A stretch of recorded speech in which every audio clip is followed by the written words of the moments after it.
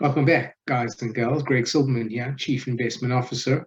Another article in our Come Learn With Me series. This one's interesting by Intelligencer, and it's about the crypto geniuses who vaporized $1 trillion.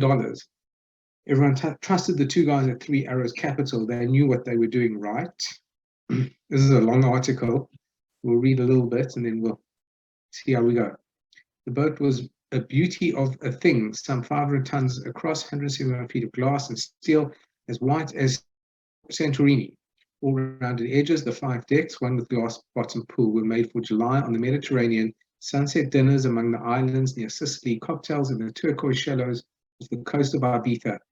Her would-be captain showed off pictures of the $50 million vessel at parties, bragging that it would be bigger than all of the richest billionaires' yachts in Singapore, and describing plans to adorn their staterooms with projector screens, creating a waterborne gallery for their growing collection of digital art in the form of NFTs. Okay, that's quite an intro.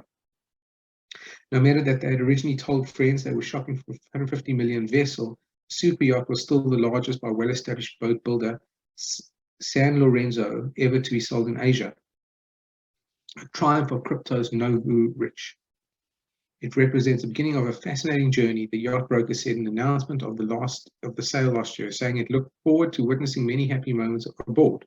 The name the buyers had in mind was cleverly chosen, an inside joke, nodding to the cryptocurrency Dogecoin that would both thrill their social media acolytes and be intelligible to all the pathetic poor no-coiners out there. Much well. Her buyers, Suzhou and Carl Davies, two Andover graduates who ran a Singapore-based crypto hedge fund called Three Arrows Capital, never got the chance to spray champagne across much wow's bow. Instead, in July, the same month the boat was set to launch, the duo filed for bankruptcy and disappeared before making their final payment, marooning the unclaimed trophy in her berth in La Spezia on the Italian coast. While she has not been officially listed for resale, the intimate world of international super yacht dealers has quietly been put on notice that a certain San Lorenzo 52 steel, coveted Cayman Islands, flag billowing above the empty balconies, is back on the market. Oh, high drama, such high drama. The yacht has since become the subject of endless memes and jokes on Twitter, the functional sense of the crypto universe. Pretty much everyone in that world, from the millions of small-scale crypto holders to industry employees and investors, has watched in shock and dismay as Three Arrows Capital, once perhaps the most highly regarded investment fund in a burgeoning global financial sector, collapsed in excruciating and embarrassing fashion.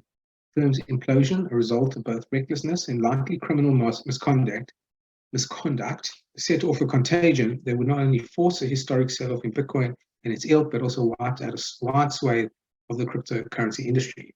All right. Very well written. Let's keep going. Crypto companies from New York to Singapore were the direct victims of Three Arrows. Voyager Digital, a publicly traded crypto exchange based in New York that once had a multi-billion-dollar valuation, filed for Chapter 11 in July, reporting that Three Arrows owed it more than $650 million. Genesis Global Trading, headquartered on Park Avenue, had lent Three Arrows $2.3 billion. Blockchain.com, an early crypto company that provided digital wallets and evolved into a major exchange, faces $270 million in unpaid loans from 3AC and has laid off a quarter of its staff.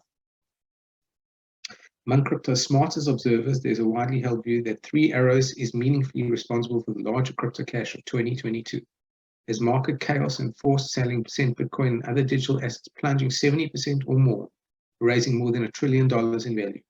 I suspect they might be 80% of the total original contagion, said Sam Bankman-Fried, who is CEO of FTX, a major crypto exchange that has bailed out some of the bankrupt lenders, has perhaps more visibility on the problems than anyone. They weren't the only people who blew out, but they did it way bigger than anyone else did, and they had way more trust from the ecosystem prior to that. For a firm that has always portrayed itself as playing just with its own money, we don't have an external investors, Zhu, 3AC CEO, had told Bloomberg as recently as February. The damage Three Arrows caused was astonishing. By mid-July, creditors had come forward with more than $2.8 billion in claims. The figure is expected to balloon from there. Everyone in crypto, from the largest lenders to wealthy investors, seems to have lent 3AC their digital coins. Even 3AC's own employees, who deposit their salaries with its borrowing desk in exchange for interest. So many people feel disappointed, and some of them embarrassed, says Alex Svenovic, the CEO of Nansen, a Singapore-based blockchain analytics company. And they shouldn't, because a lot of people fell for this and a lot of people gave their money. A tale as old as time. That money appears to be gone now, along with the assets of several affiliated funds and portions of the treasuries of various crypto projects 3AC had managed. The true scale of the losses may never be known for many of the crypto startups that park their money with the firm. Disclosing that relationship publicly is to risk increased scrutiny from both the investors and government regulators. For this reason, along with legal complexity of being a creditor, many people who spoke about the experience with 3AC have asked to remain anonymous.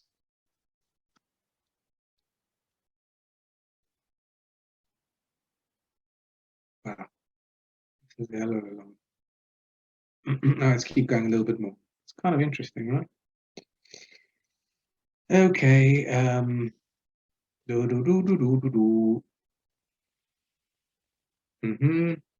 Anonymous. Meanwhile, the unclaimed yacht looms as a slightly ridiculous avatar of the hubris, greed, and recklessness of the firm's 35-year-old co-founders.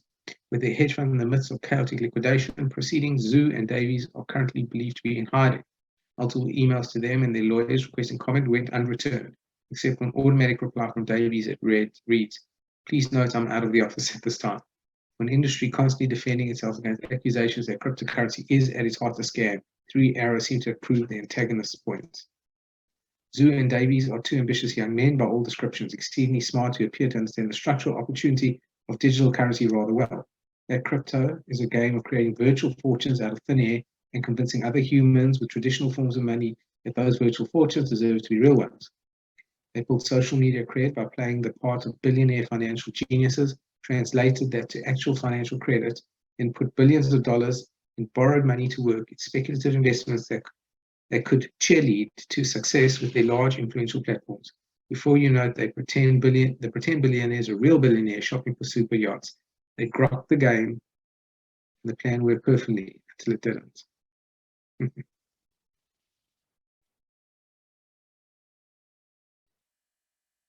is their background when they met at college.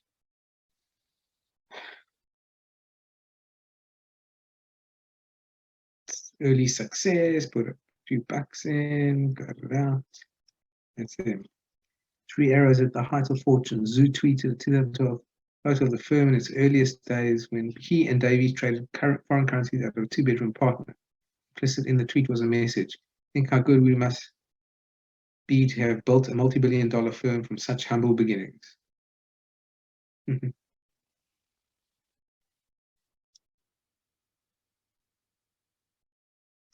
Let's see, what's that quote? These guys were not able to make money in FX, but when they came to crypto, everyone thought they were geniuses. Gosh.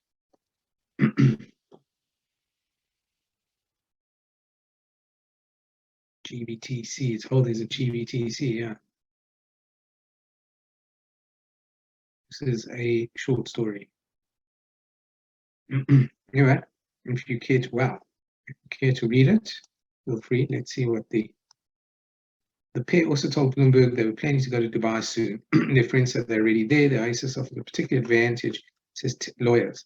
The country has no extradition treaty with Singapore or the US. Okay. Authorities taking a look at 3 areas. The Monetary Authority of Singapore, the country SEC is investigating with that. We should re-recommend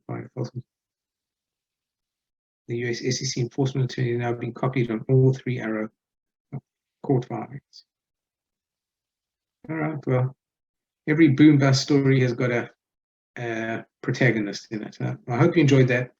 Take a look at some of our LinkedIn themes down below, of which crypto is one, which I could say, luckily, we got in and out at the right time. So that's all good. I guess it is possible sometimes.